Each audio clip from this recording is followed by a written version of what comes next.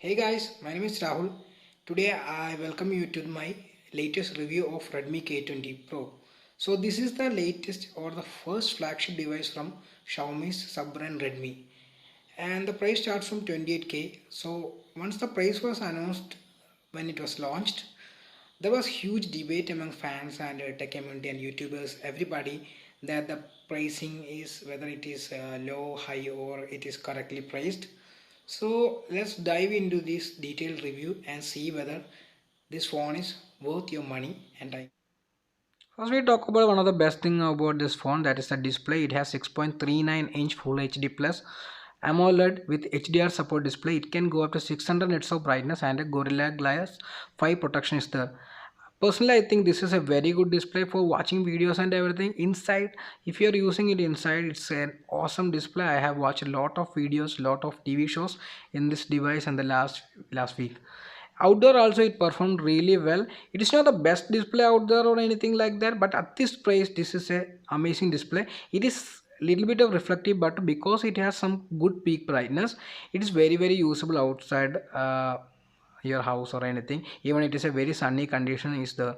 So display part, Xiaomi has nailed the display here, so it's a very good display. Thumbs up for that. So in terms of design, I personally think this is a nice design. It has a personality. It is giving a special personality for Redmi K20 Pro, especially the red and blue variant. It's a little over the top, you can say, but it's a very good design. I think it gives it a personality, as I said. So going for the overview, you can see that here is USB Type C jack, USB Type C port. Then there is speaker grill and a microphone hole. Then there is on sides you can see volume key and power button, and on the top there is headphone jack. Yes, then there is a microphone again. Then there is the pop-up selfie camera. Then on the sides there is nothing button, but there you can see the antenna there. So on the back you can see this excellent color change, the red and black. Then the branding, Redmi branding, then the three cameras and the flash. I will show how the light reflects when how this changes like this. It's like a fire like effect. I really like this effect, but it is not so pronounced. If you are using it indoor and light falls like that, only it will show like that. There is only dual sim. There is no micro SD card support, no hybrids or nothing like that, just pure dual sim support. It has 120 intelligible, so I don't think it is needed though. So in display fingerprint is nice. I don't think it's very fast. It should be a little faster than this. Maybe they can cut down the animation a little bit. It's a decent fingerprint scanner. Face unlock, you shouldn't use this. This is very slow and it will take toll on your camera. So it's avoidable. Then we can talk about the performance of software. You should not be any doubt about the performance of device. It has the flagship Snapdragon 855 and it has an Adreno 640 GPU. It blazes through any task you try on this phone. It performs really well.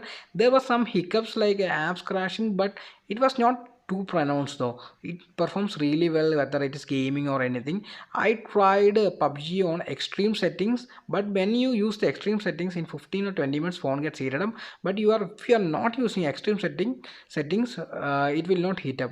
But even on the extreme settings, phone performed really well in the PUBG game. I really love that.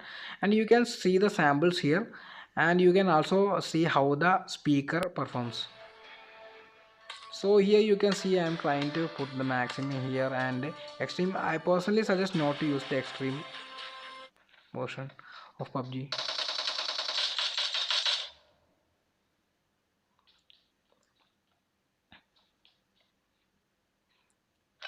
The speaker performance is above average, that's it. Nothing great here. It is a single mono speaker, so you cannot expect too much performance from the speaker grill. Then you can see how well the asphalt also performed. The FPS was great.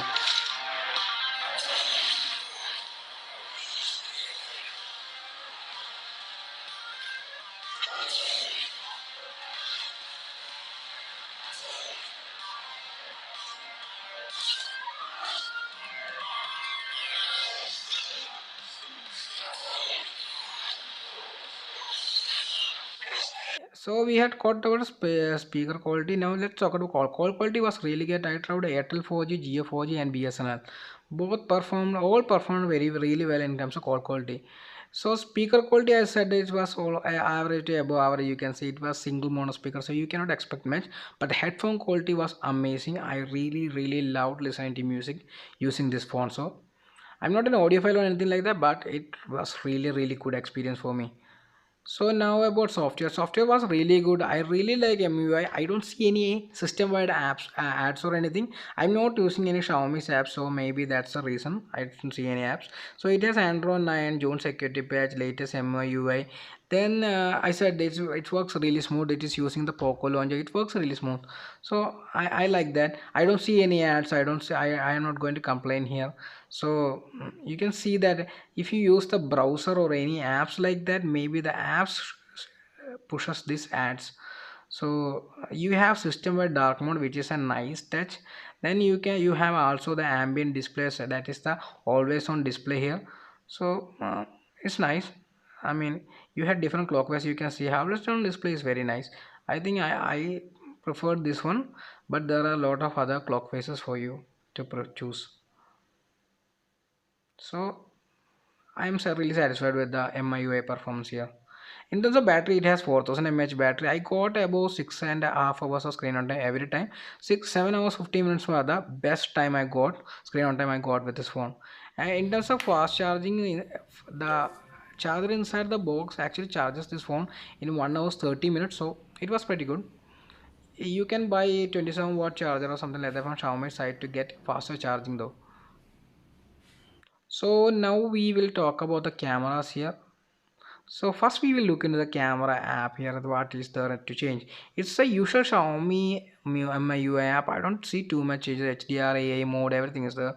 So inside settings also there is not much different here.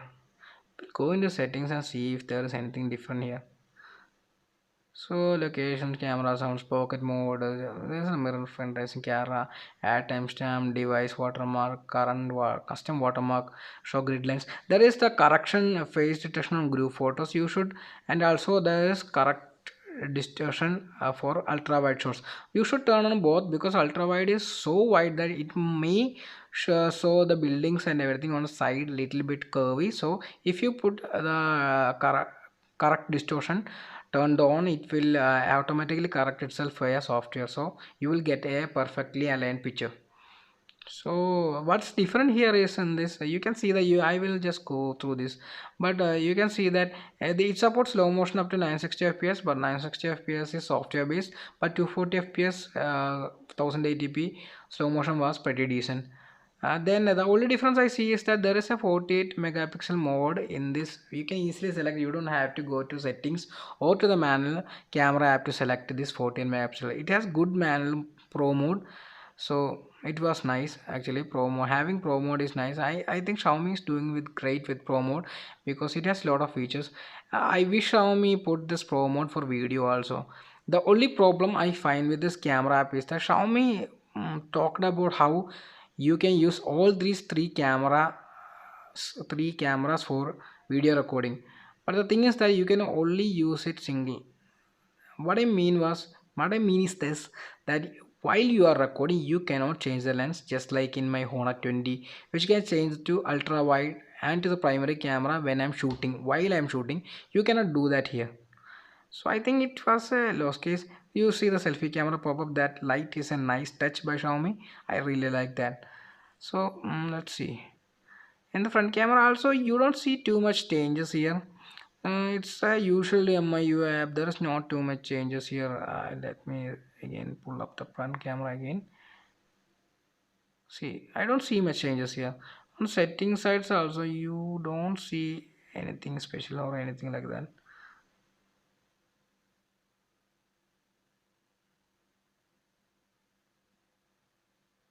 See, there is not much change here.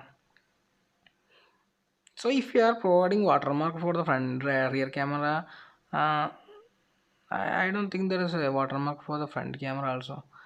Then the video recording, you can record up to 1080p with the front camera, and 4K 60fps support on all three lenses of the rear camera. That's a nice thing too.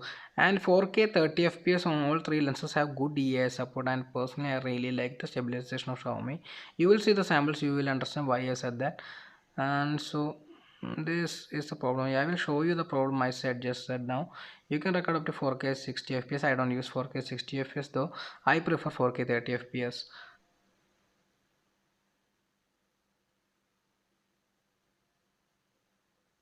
So let's see. Let me put into video mode. You can see I will start recording to show that why you how what I was saying. You cannot change the lens. It's very disappointing for me. See, I am changing lens here, trying to change. Then I put the video mode. It goes into whatever camera it is there. See, whatever camera it is there, it will start recording. But you cannot change the camera while you are recording. That's the problem I talked about. So that's for it's for the camera app. Now we can go into the editing, new editing feature in Xiaomi. So there is something called sky editing, sky feature editing. It's a AI sky editing. If you have sky picture like this, you can change the sky color using the AI in this phone. And not only that, not only it is changes skies, it also changes the mood of the picture. So you can see how it can be selected and everything in this small clip. The thing is that I personally don't like this because I like my skies to be real, so I don't like to change it. I have used only it once just to show you guys how it works, but I personally don't like this, so I not going to use it anymore. So this is my first and last time. I will be putting the sample for you to understand what are the changes it will make more better. You can post the sample and see that.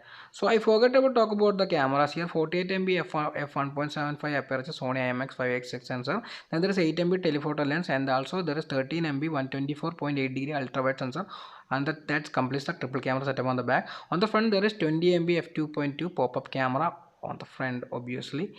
Then you can see how this picture differs. There is the telephoto primary and the ultra wide. You can see how the difference between these lenses works.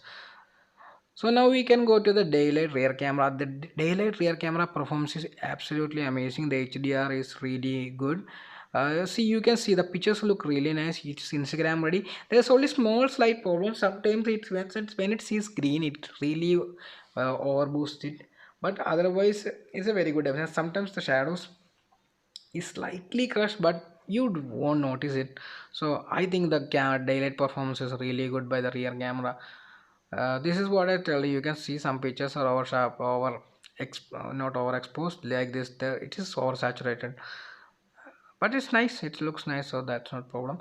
Low light rear camera performance is average, but it's not really bad. I cannot say it's really bad.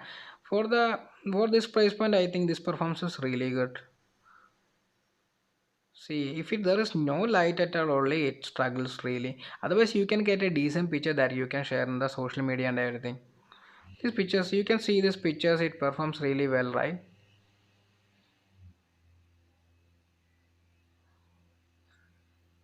It's pretty good.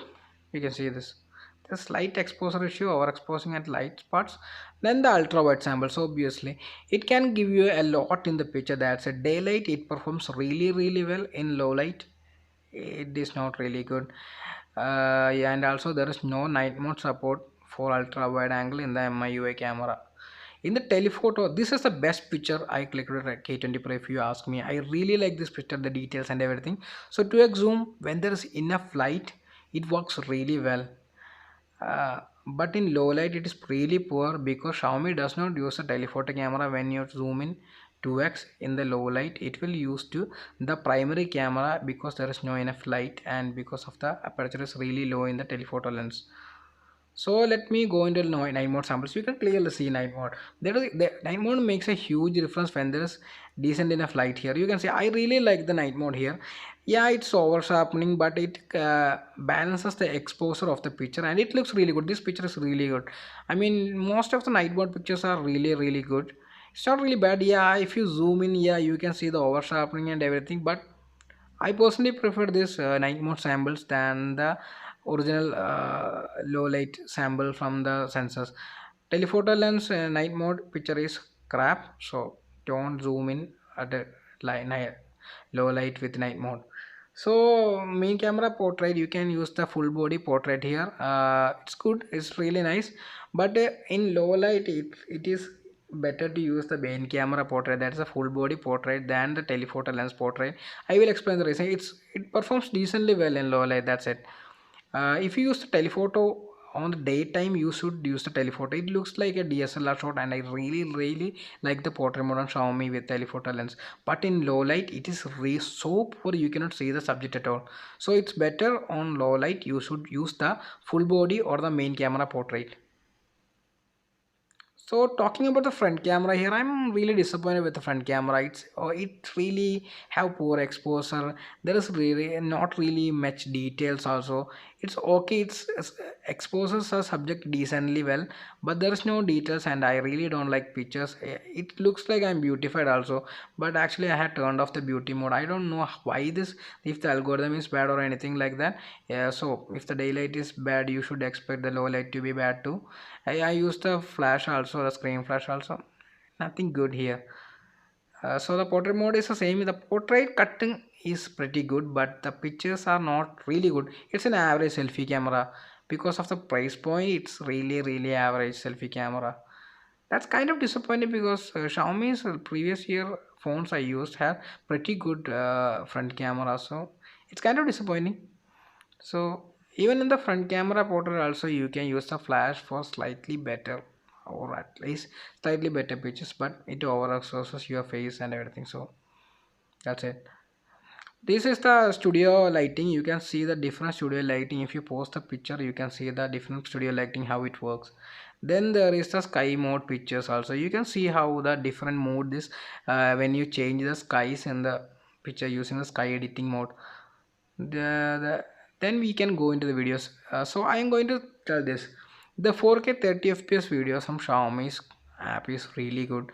It has very good stabilization. It focuses really well in the main rear camera. If you use the ultra wide angle for the shots, or even the telephoto lens, it has great stabilization and good quality. It also has decent dynamic range also. You can see here how stabilized the video is.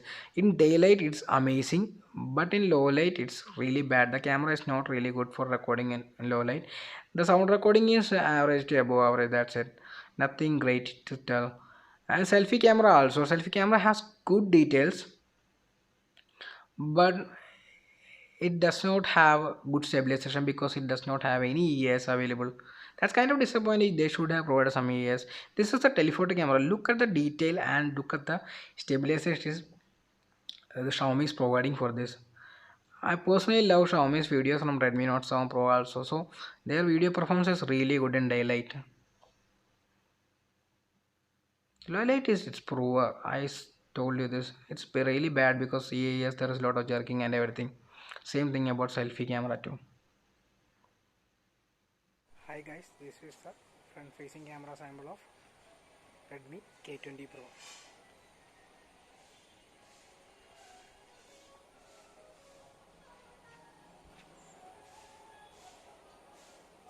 Hi, this is the low light front facing camera sample of Redmi K20 Pro.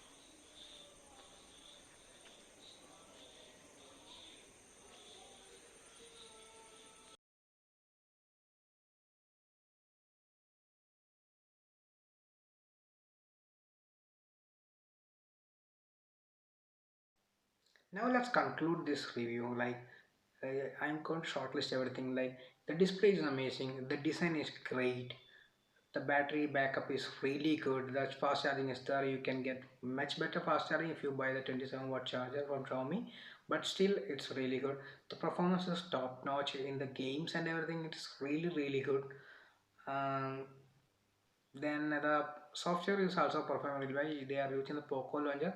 And about the ad situation, as I said, if you use Xiaomi's own apps like Mi Video, Xiaomi's browser, everything, you might get ads like that. But system ads that was there before, it is not there now. So that's nice. Then talking about the earphone quality is really good. The headphone jack sound quality is really good. Then about the cameras, camera is a mixed bag. Selfie camera is not good, especially for the price. Selfie camera is not good, but the you know the daylight performance of the cameras, all the triple cameras, is really good. Then the low light also it performs decent level the main rear camera actually, and in the night mode it makes the low light performance much better. Also because it has camera to APS support, and also because of that you can use the Google camera. I have already done the video. You can see that here also. So if you the battery backup is really awesome.